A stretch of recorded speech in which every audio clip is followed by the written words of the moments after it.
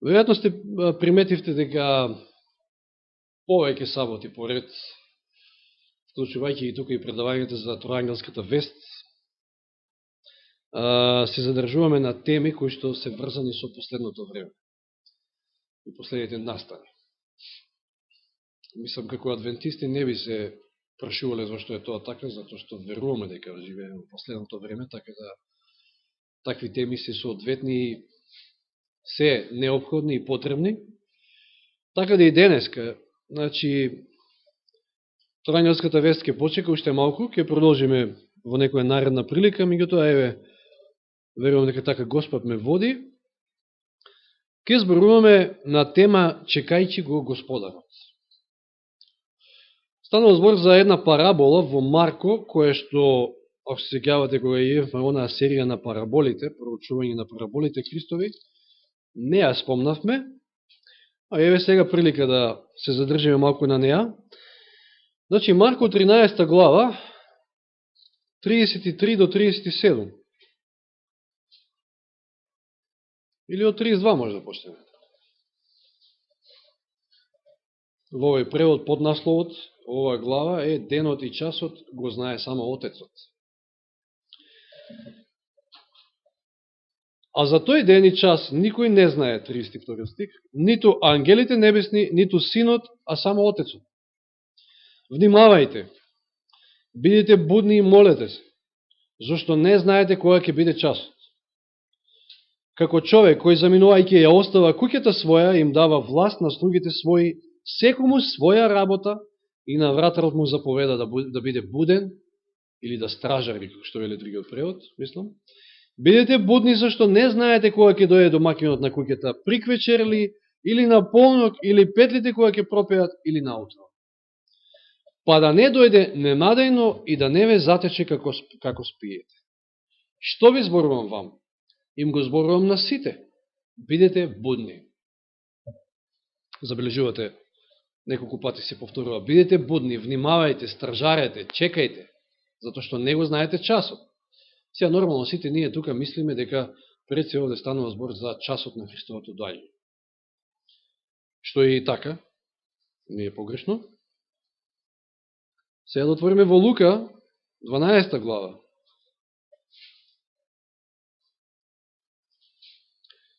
Од 35 стих па до 40 ќе читаме.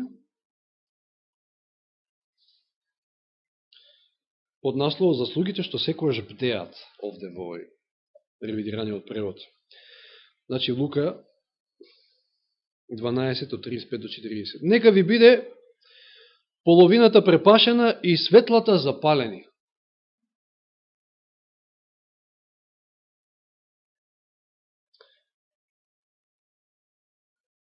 Не светлата на колата, што патем речено со новите закони треба постојано да бидат запалени, колку што знам.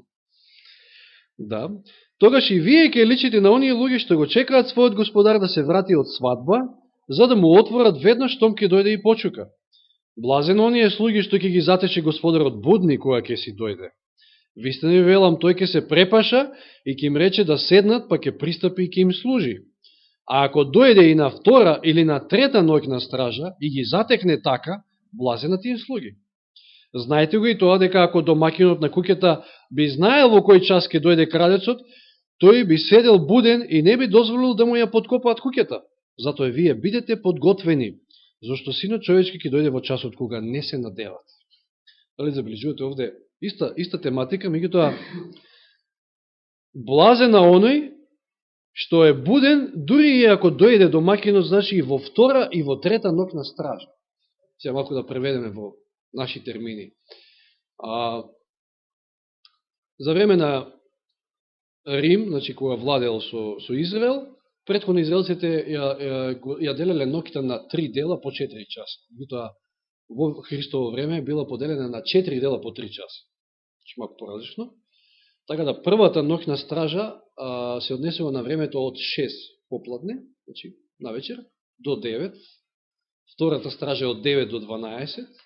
Третата е од 12 до 3 и четвртата од 3 до 6. Че видите, во ред, ние во овие современи услови како што живееме, во првата ноќна стража сме будни. Зборувам, така буквално, нели? Во втората јас ретко сум буден. Значи, ако ме барате некојаш после 9-10 тешко. А во третата, може би некој има буден, поготово младите, помладите, или оние кои што пред се, така да кажам, живеат ноќе, а спијат дење, тие се будни, да. Но, знаете, баш во тој период, а поготово четвртата стража, која земеме, знаете, има една поговорка или изрека, кажуваат дека во 4 часот сите спијат, 4-5 тука, тој период сите спијат. Тој е период кога навистина буквално сите спијат, добро, освен некојете што може би, не знам, може би има некои работни обврски, па мора да стане нешто порано. Поготово после полноќ е оваа трета ноќна стража од 12 до 3, ако сега се префрлиме во тоа време, во Христово време, не верувам дека некој имало буден. Денеска овие звериња наречени техника и да, телевизори и такви работи не одржаваат во будност. Но како и да е, духовната порака е дека и во најнеочекуваното време може да се случи да дојде домакинот, Господарот, и блаземо на оној што и тогаш е буден. Че ние во духовна смисла треба постојано да стражариме, да бидеме будни од едноставна причина, затоа што не го знаеме часот, не го знаеме моментот кога домакинот се враќа. Сега знаеме, напоменавме веќе кој е тој Господар, кој е тој домакин, тој е Синот човечки, тој е Исус. И сега дали забележавме во Марко, се враќаме во 13 поглавје, што треба да прават слугите додека чекаат? 33 стих. Значи во Марко се враќаме 13 глава. Внимавајте, бидете будни и молете се. Внимавајте, значи. Бидете будни, молете се. Потоа што вели 34-тиот. Човекот, значи, како човек кој заминувајќи ја остава куќата своја и им дава власт на слугите своји, секому своја работа. Значи, не треба да сватиме дека ние треба со скрстени раце и нозе и го чекаме Христа да дојде. Значи, не само будност и внимателност, туку и на секој слуга, вели, му дава своја работа. Ако Господарот е Синот човечки, тоеш кој си слугите? Нормално, тоа сме ние. Да бидеме будни, да бдееме, да се молиме. Еве како што се спомнати овие стихови во 33 стих читавме, меѓутоа, еве има и многу други. Матеј 25:13, каде што е параболата за 10 девици. Исто таму, со сличен речник, Исус вели, 25:13, значи Матеј, и така бидете будни, зашто не го знаете ниту денот, ниту часот кога ќе дојде Синот човечки. И може да читаме и многу други стихови, меѓутоа еве, еве Откровение 3:3. Откровение 3:3, пораката до црквата во Сардис, Сард 3:3. Откровение 3:3. Спомни си за оно што си го примил и чул, и послушај го и покај се. Ако не бидеш буден, ќе дојдам против тебе како крадец и нема да познаеш кога ќе дојдам против тебе. Во овој стих, на некој начин, Библијата ни го проширува ова значење на тоа што значи будност. Да бидеш покајан, да бидеш измирен, вели покај се. Спомни си за оно што си го примил, вистината, светлината, се што имаш, спомни си и што си го чул и послушај го. Значи, биди послушен, биди во една заедница со Господа и покај се ако имаш за што да се каеш. Тоа значи будност, тоа значи спремност. Затоа што вели, во спротивно може да се случи да дојдам тогаш кога не очекуваш и да те најдам непокаен, небуден, неспремен.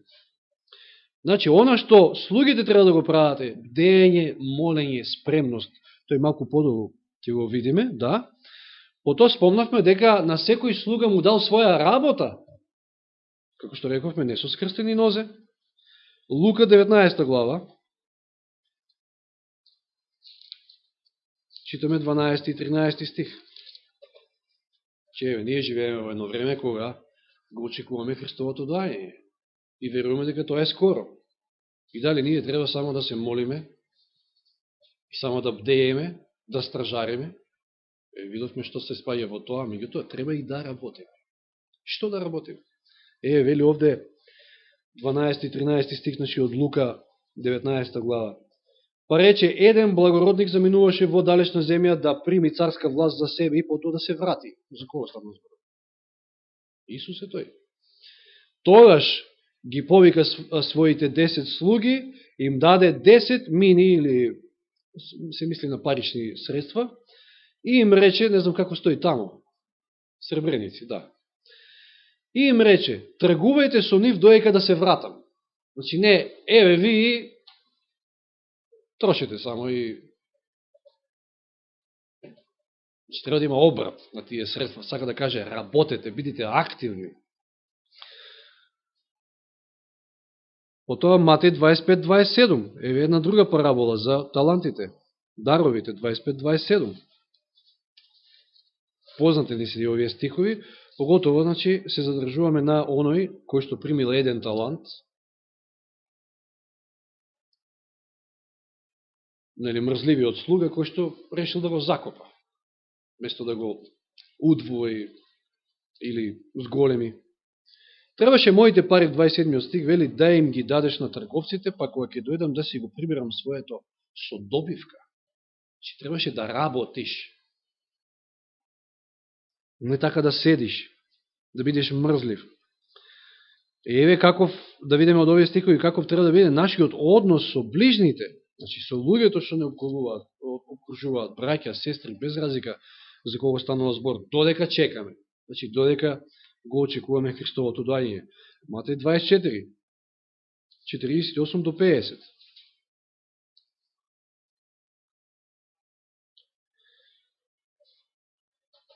Ако пак тој слуга е лош и си рече во срцето свое, господарот можете долго време нема да дојде. Па почне да ги тепа другите своји и да јаде и пие со пијаниците, господарот на тој слуга ќе дојде во ден кога тој не го очекува и во час што не го знае. И тешко него. Значи, каков треба да биде нашиот однос кон ближните, еден кон друг? Како вели еден стих, бидите во мир со сите, колку што стои до вас. Или е еден друг сличен стих во Матеј 25 глава, од 31 стих. Читаме, судниот ден носи поднасловот, познатиот случај, значи со козите и овците, а кога ќе дојде Синот човечки во својата слава и сите свети ангели со него, тоа ќе седне на престолот на славата своја и ќе се соберат пред него сите народи, па ќе ги оддели едни од други, како што пастирот ги одделува овците од козите.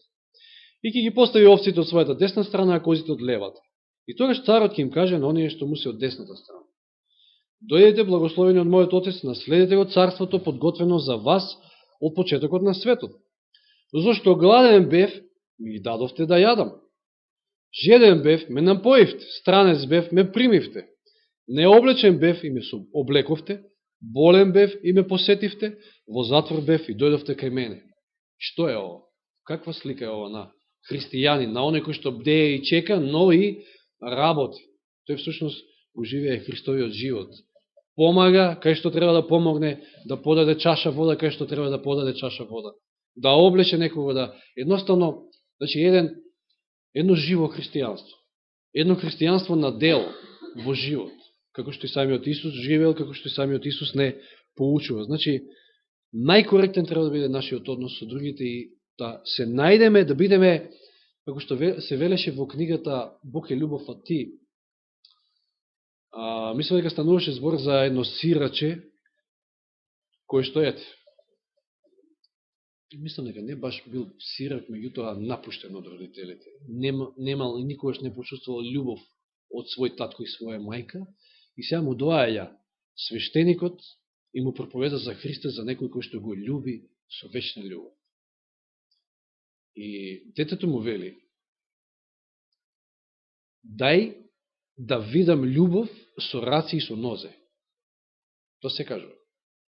Значи во ред, ние можеме да зборуваме, да проповедаме, меѓутоа, поготово на такви лица кои што не почувствувале воопшто љубов од најближните, биле напуштени и отфрлени, тие баш тоа, мислам, не можат да ја почувствуваат и самите ние, сите ние, љубовта, ако таа нема раце и нозе, ако е само онака. Што ако на својата жена само секој ден и повтарате те сакам, те сакам, те сакам, те сакам, а воопшто ништо друго нема, значи само тоа. Не е тоа. Затоа и нашата љубов, нашиот живот христијански треба да биде исполнет со дела. Дела кои што Господ ќе ги прави преку нас, чекајќи, значи, да тој дојде. На тој начин сме ние будни. Будни, творейќи го неговото дело, творейќи неговата волја. Или еве Евреите 11.7, да отвориме да се подсетиме на еден великан на верата, кој што бил толку верен, колку што бил поврзан со Христа, со Бога, затоа што после тоа големо дело на вера се опил. Стана збор за Ноe, нели? Што правил Ноe? Проповедал 120 години, ама и го градал ковчегот. Бродот го градал, 11.7. Преку вера Ноe, откако беше предупреден за она што уште не се гледаше, со послушност го направи ковчегот за да го спаси својот дом. Со тоа тој го осуди светот и стана наследник на праведноста по вера. Значи, го градеше ковчегот, проповедаше, нудеше спасение, односно Господ преку него нудеше спасение на тој предпотопен свет, како што и ние денеска треба да проповедаме. Треба да ја проповедаме пред се таа троангелска вест, затоа што времето е кратко и нема спасение во друг освен во Исус Христос, меѓутоа и треба нешто, значи, не само да проповедаме, треба да работиме на тоа. Треба со дела да покажеме дека навистина сме Христови. Или Јован 9.4, самиот Исус, откако ќе го исцели слепородениот, што ќе каже? Една убава порака до секој од нас денеска, Јован 9.4, јас треба да ги вршам делата на оној што ме прати, додека е ден. Настапува ноќ кога не ке може никој да работи. Се уште е ден, браќи и сестри. И ние, како што Исус ја вршил волјата на Отецот, и, значи, она зашто бил пратен, ние сме повикани од Христа да ја вршиме волјата на Отецот, волјата Христова, да проповедаме и да работиме за спасение на многу души. Значи, тоа е тоа, на своите слуги им оставил на секој одредена работа. Сите ние имаме одредени таленти и дарови и секој од нас може да послужи во Господовото дело на свој начин. Што опфаќа подготовката? Значи, ние сме, како што читаме во Лука, треба да бидеме подготвени, будни. Веќе оној стих во Откровение 3 глава и ни навести нешто, значи покајани, измирени, но еве да прочитаме уште некој стих, Лука 12:35.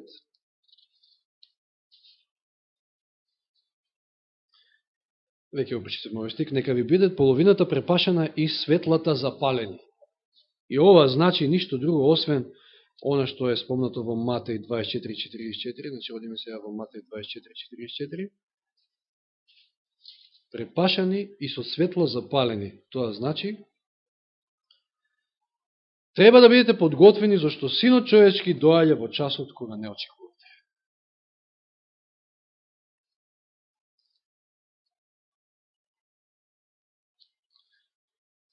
Вуларно знаеме да кажеме дека ние сме тој трет Илија. Значи, треба да ја носиме веста на Илија. Одлучете се. Дали за Ваал, дали за Господа. Знаете ли кој беше вториот Илија? Кој дојде во духот на Илија и проповедаше? Кој што го подготвуваше патот за Месијат? Јован Крстител. Ние сме третиот Илија. Еве да се подсетиме да видиме што работел и како работел Јован Крстител. Лука 1:17. И тој ќе оди пред него во духот на силата на Илија. Значи, Јован ќе оди пред Исуса во духот на силата на Илија, за да ги сврти срцата на татковците кон децата и непокорните кон мудроста на праведните, па да му подготви на Господ народ подготвен. Значи, не само наша подготовка, подготвувајќи го и другиот народ, луѓето околу нас, проповедајќи им и укажувајќи им на времето во кое што живееме, да допринесеме и да тие бидат подготвени. И внимавајте, едно од клучните мисли што овде е да ги сврти срцата на татковците кон децата, а во Малахија вели и на децата кон татковците. Значи, на некој начин, тоа ангелската вест, самото Евангелие е оживување на она што значи семејство, во вистинска смисла на зборот. Пазите, во времето во кое што живееме, во кое што ѓаволот на секој начин гледа да го сруши тоа семејство. Видите, вие не можете да бидете член на Европска унија ако не прифатите хомосексуалност, хомосексуални бракови, а тоа е ништење на семејството во корен. Ние имаме вест која што е сосема спротивна на тоа. Треба да се издигне семејството како една основна клетка на општеството. Тоа е дел од пораката на Илија. На Јован Крстител била таа порака. Тоа е нашата порака. И на тој начин да се подготват луѓето за доаѓањето Господово, доаѓањето на Господарот. Значи, подготовка, то опфаќа и подготовка на другите. И тоа е и она што Господ го чека. Исус ја чека својата невеста подготвена, како што стои во Откровение 19:7. Да се радуваме, да се веселиме и да му отдадеме слава, бидејќи дојде свадбата на јагнето и невестата му се приготви. А тоа опфаќа, подготвената невеста опфаќа да биде чиста и очистена, како што стои во Ефесијаните.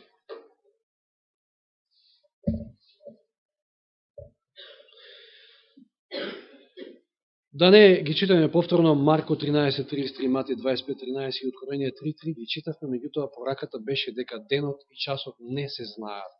Затоа е неопходно да бидеме будни, да бдееме и да работиме на творењето на Божјата волја.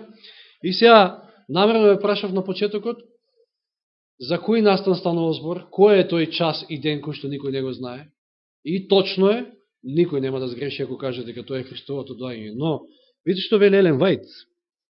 Се малку ќе прочитаме дел од еден текст, не целиот, некои одредени делови, кој што е запишан во второто сведоштво.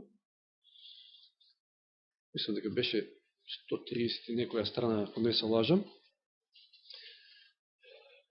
Видите што вели овој текст. Исус нам ни ги упатил зборовите. Тоа се зборовите што ги читавме во Марко пред се.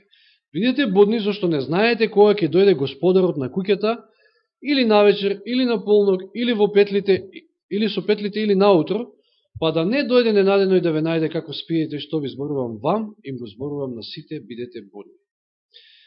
Вели, ние мора да бдееме, чекајќи го доаѓањето на Господа, кој ќе ни донесе утро, ако доаѓајќи од ненадеж не најде да спиеме. За кое време, значи, се однесува ова? Постава прашање Левајт. Видите што вели? Не се однесува за неговото доаѓање на небесните облаци. Не, туку за неговото враќање од службата во светињата на светињите. Односно, крајот на времето на милоста. Ние не го знаеме ни Христовото доаѓање, не е грешка овие стихови да ги употребиме во тој правец, меѓутоа, кој од нас го знае крајот на времето на милост? Никој. Значи, се однесува на неговото враќање, односно завршување на службата во светињата на светињите, неговата посредничка мисија и служба. За моментот која ќе ја симне својата свештеничка облека и ќе облече од мазничката облека и која ќе се слушнат зборовите кој чини неправда и понатаму нека чини неправда, кој е поган и понатаму нека се погани, кој е праведен и понатаму нека чини правда, а кој е свет и понатаму нека биде свет. Еве зашто треба да бидеме будни. А пазите, кога човек чека, и чека, и чека, наистина е тешко да чекаш, мислам, јас мразам да чекам некој. Јас сакам да бидам точен во секунда, на време. Тоа го ценам кај западниот свет барем. И мразам да чекам. Меѓутоа, кога станува збор за Исуса, што е тоа? Дали се одложува времето? Некој од нас овде се во овие клупи, што знам, 20-30, може и повеќе години, ако не грешим. И чекаат, и чекаат, и сите ние чекаме, јас чекам веќе од 97-ма. Исуса го нема. И што може да се случи чекајќи? да ја изгубиш таа будност, да си речеш, помина првата стража, помина втората стража, го нема. Па сега и во третата нема да дојде. И како еден од тие слуги таму неверни, да почнете да правите нешто што не треба да правите. А светот околу нас, ѓаволот има и лјадници начини, веруете, за да ни го одвлече вниманието, посебно во овие последни мигови, кога треба да бидеме најбудни. Ако сме ние тркачи на една трка, па гледате, тркачот на крајот, во последните 100-200 метри, дали успорува или забрзува? Тој забрзува. Тој е побуден од претходно, гледа дали има некој зад него, пред него, да го стигне. Значи, уште побуден, уште дава се од себе. Сите сили ги впрегнува за да може да стигне на целта. Вели, кога Исус ке престане со делото на посредување, судбината на сите луѓе ќе биде за секојаш одлучена. Тоа никој од нас не го знае. Кога е? А дека е наскоро, тоа е факт. И јасно дека е наскоро. Тоа е време за пресметување со неговите слуги. Чи Господарот ќе ги сведе тогаш сметките со неговите слуги. За оние кои што не се подготвиле во чистота и светост, со добре дојде да го дочекаат својот Господ, сонцето ќе потемни и нема повеќе никогаш да се појави. Завршува времето на милост, престанува Христовото посредништво на небото. Овој момент ќе ги изненади сите и оние кои не се посветиле со послушноста на вистината, ќе бидат затекнати како спијат. Тие се замориле од чекање и стражарење. Станале равнодушни кон доаѓањето на својот Господ.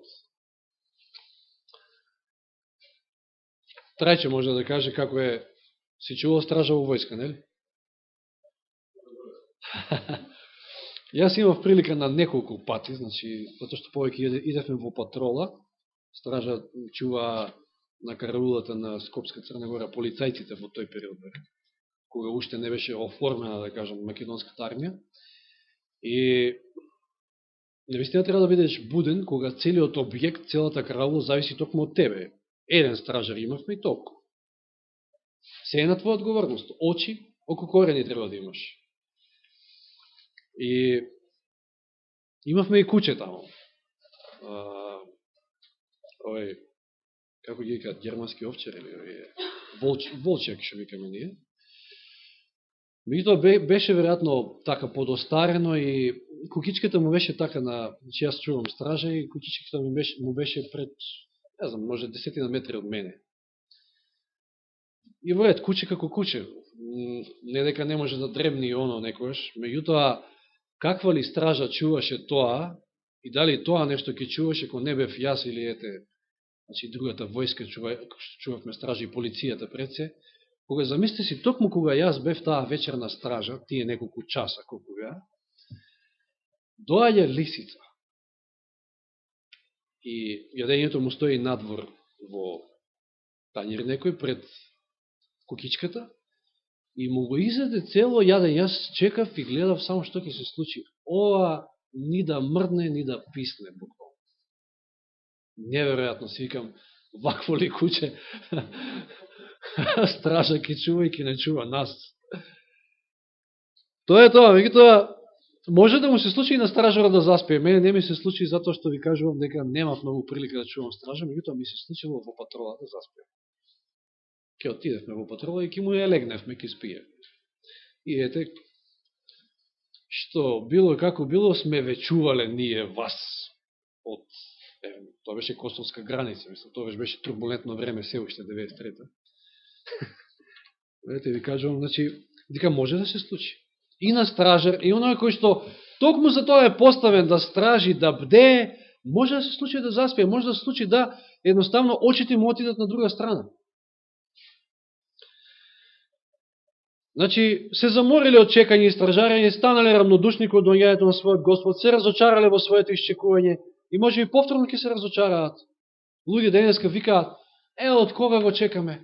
Од кога сум јас верник? Од кога чекам? Меѓутоа се уште го нема. И може некој да речи, не е вистина тоа, нема ни да дојде. Заклучиле дека има уште да извлечат, односно, уште време, многу време и сакале за себе да обезбедат земско богатство. И се насочиле кон земските работи.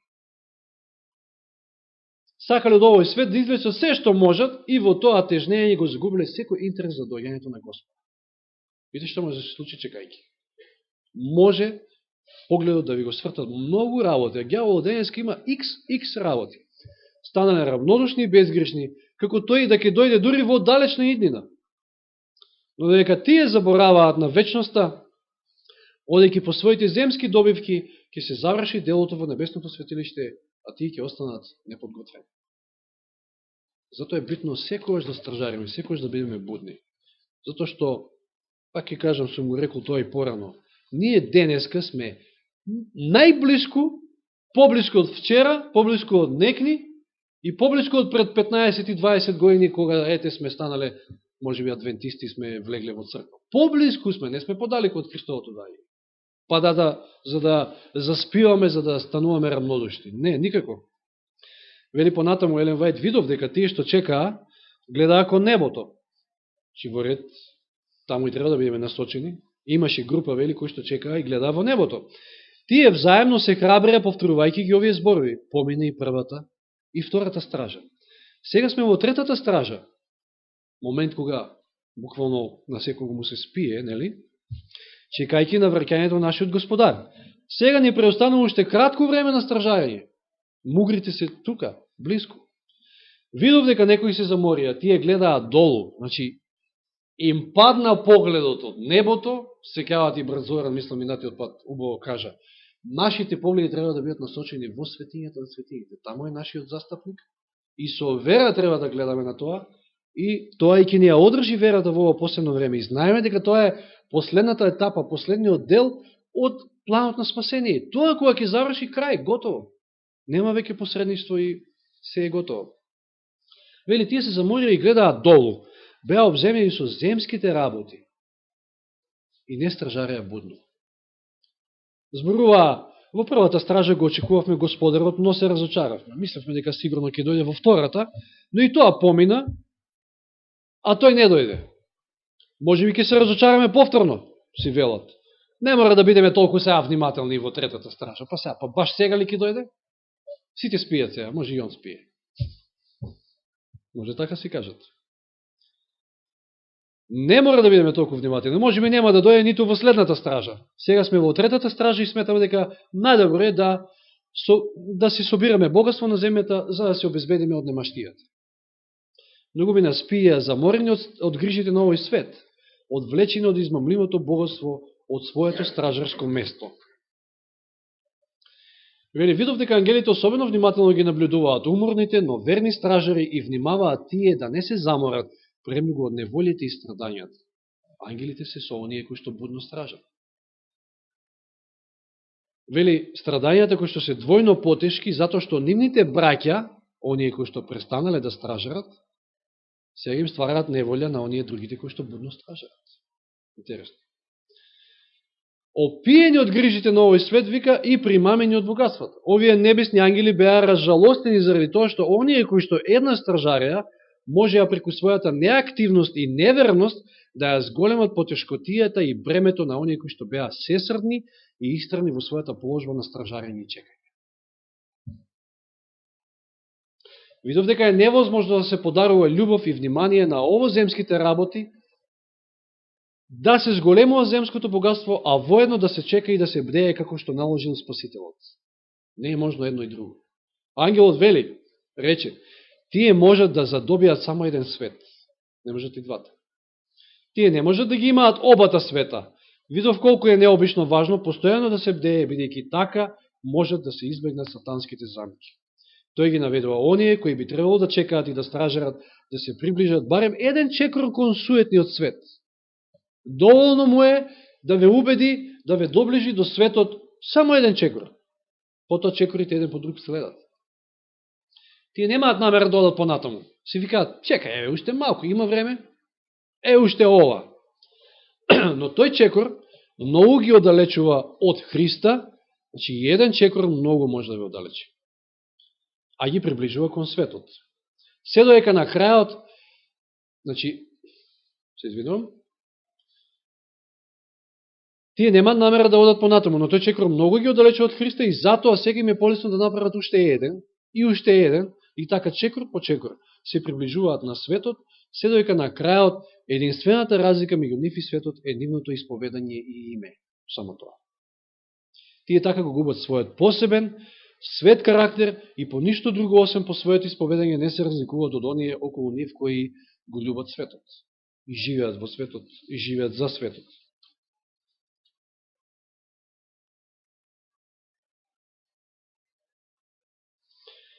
Уште ова, ние мора со своето стражање да покажеме дека навистина сме гости и дојденци на оваа земја. Нема што да бареме ние на оваа земја. Сето она што го имаме, може би еве го трупаме, еден ден ќе го снема, ќе изгори. Нам, Исус ни ветил и рекол дека оди горе за да ни припреми таму домови. Не знам какви домови овде да градиме, тие еден ден ќе ги снема. Значи, ние мора со своето стражање да покажеме дека навистина помеѓу оние кои што го љубат Христа и светот има јасна и непогрешлива разлика. Доека суетните луѓе се трудат да стекнат земно богатство, Божиот народ се повеќе се одвојува од светот и покажува со своето сесредно чекање и стражарење дека се обратил и дека овој свет не е негов дом, видејќи копне е по подобра земја, по небесната. Дали тоа се гледа по нас? Или може би сме се претопиле во светот? Се надевам, драги браќи и сестри, дека нема само да ги прочитате овие зборови, туку и сериозно ќе размислите за нивното значење.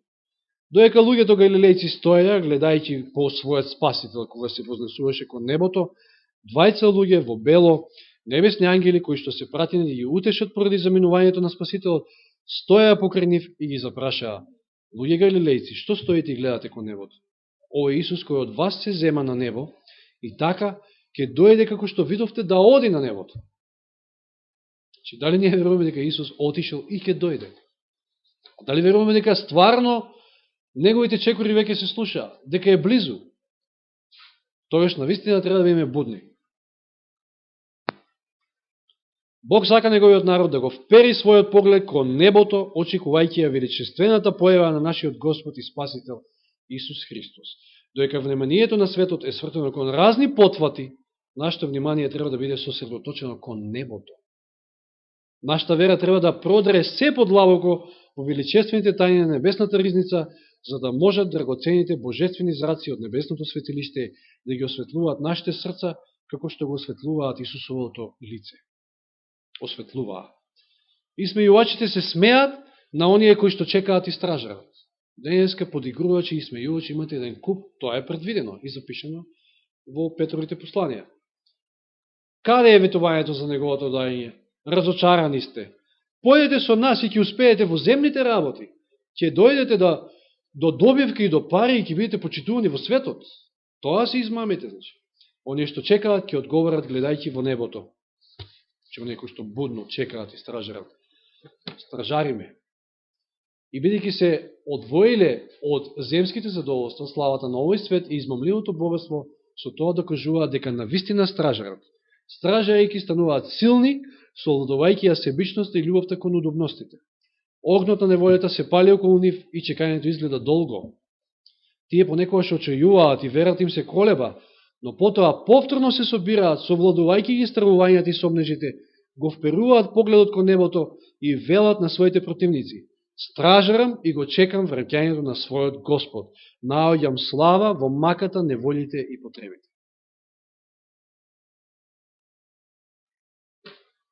Да не читам понатаму, пораката е јасна.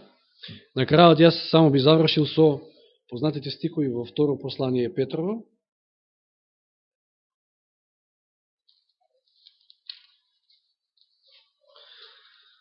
Третата глава, од 9 би читал.